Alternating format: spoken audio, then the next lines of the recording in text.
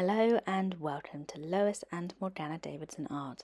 It's Morgana here, and today I'm sharing how to paint this simple, pretty scene of these bright red autumnal cherries painted using watercolour.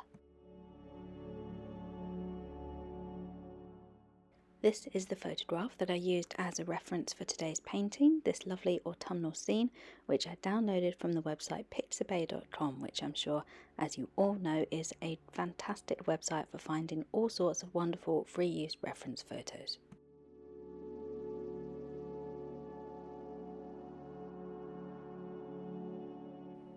I'm beginning with my pencil outline already on the paper today. All you need is a basic outline of some leaves and cherries on a thin branch.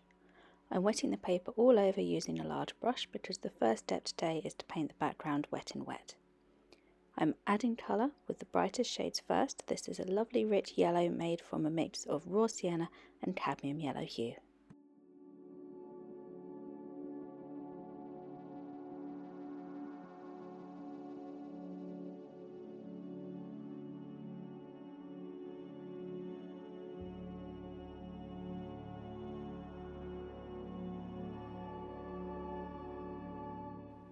Next I'm adding another favourite colour for autumn. This is burnt sienna, a great colour for autumn leaves and foliage, especially when combined with warm yellows or deep purples.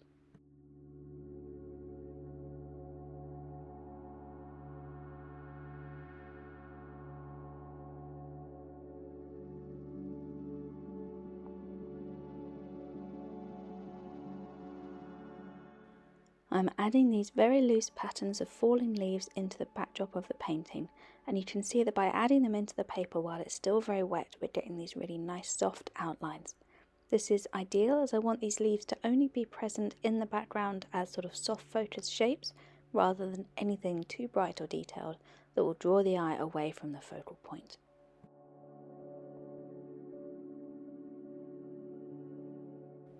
To add depth and contrast, I'm using a nice blue for the background colour. As blue is, of course, the complement for orange, and we've got some lovely warm orangey shades here. This particular blue I mixed using ultramarine with a small amount of indigo, but as always these colours are merely a guide, and if you do happen to have a particular favourite paint you'd rather use instead of this colour, then do go ahead and use it.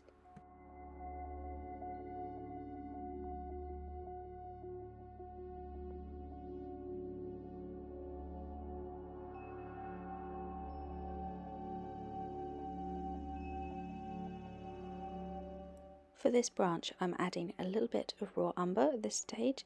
This step isn't strictly speaking necessary as we'll be adding most of the colour to the branch later on after the painting is dry. And if you find yourself with a very wet paper, which can happen with a wash like this, you can gently dab out the extra water using clean dry paper towel or tissue like I'm doing here. I'm also adding some Spout Detail, wet and wet, so that these little paint droplets soften into the wet wash for a more delicate and hazy effect than if I added them whilst the paper was dry.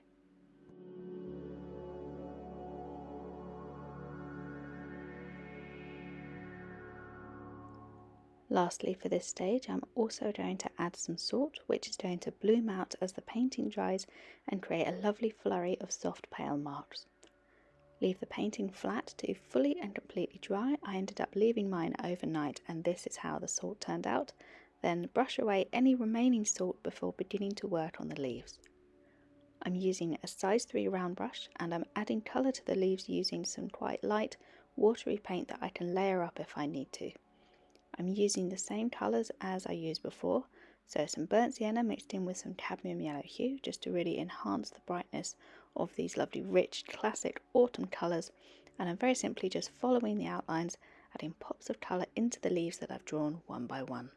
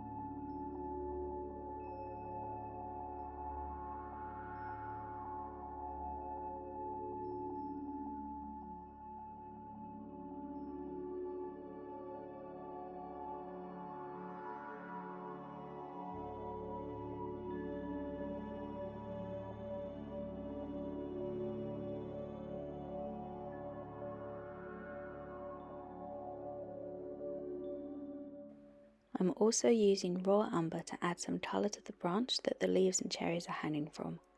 I chose Rawumber as I wanted quite a pale sort of neutral brown that was going to sit nicely in the background and allow the leaves and the bright cherries to become the focal point.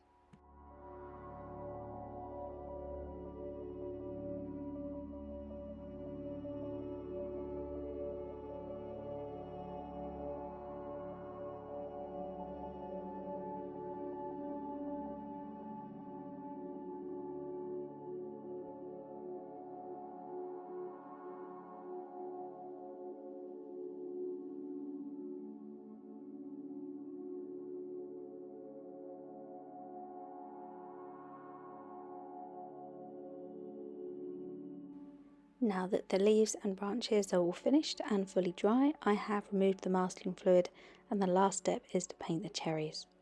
I'm using two colours of red paint to try and achieve this lovely sort of depth and richness in the cherries. So I'm combining some Winsor red with a little bit of darker perylene maroon. I'm also leaving some white space around the tops of the cherries to capture that reflected light on their shiny surfaces. And I'll be repeating pretty much exactly the same process for each of these painted cherries, so I'm going to go ahead and speed up some of the painting footage just to show you the rest of them.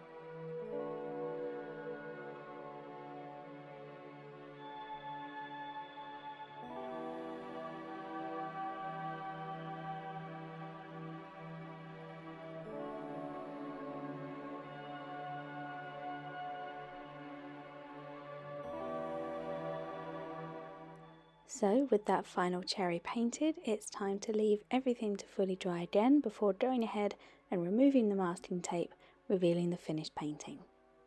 It's worth being aware that hot press paper like this that I'm using today can be a little more vulnerable to tearing than cold press when removing tape, so it does pay to be a little bit careful when you're peeling away the tape.